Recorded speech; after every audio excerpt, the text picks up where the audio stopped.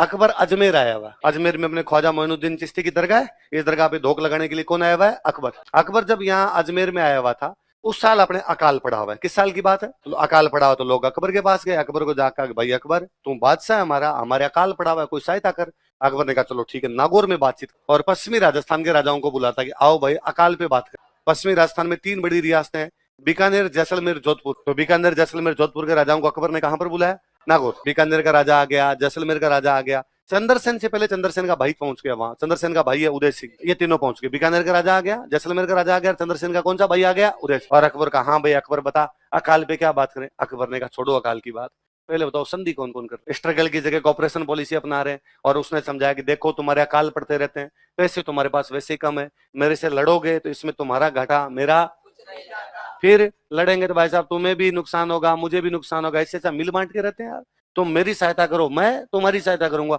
उन तीनों की समझ में आ गई बात, इसलिए 3 लोगों ने संधि कर ली। किस किसने? बीकानेर के राजा ने, जैसलमेर के राजा ने और चंद्रसेन के कौन से भाई ने? इतने में चंद्रसेन भी आया। चंद्रसेन अकाल की बात कर रहे हैं, उसको लगा अकबर अकाल की बात करता होगा, पर नागौर आगे चंद्रसेन को पता चला कि अकबर तो अकाल की बात कर नहीं रहा, अकबर तो किसकी बात कर रहा है? संधि, और वो भी अपने तो भैया ने कर ली। इसलिए चंद्रसेन अकबर से मुलाकात भी नहीं करता और चुपचाप अपने वापस चला जाता भाद्रातुन। अब चंद्रसेन का भाई कौन है? उदय सिंह। उसने अकबर को भड़काया कि देख लियो का चंद्रसेन तो तेरे से बातचीत करना भी जरूरी नहीं समझता, आगे भाई साहब बिना मिले चला गया। अकबर गुस्सा है, अकबर ने हमला कर दिया भाद्रातुन। अब चंद्रसेन के समझ आ गई कि बिना लड़े पार पड़ेगी नहीं, अकबर की सेना बड़ी अपनी सेना छोटी, तो लड़ने का तरीका छापामार लड़ाई कहां पर होगी? पहाड़ों में।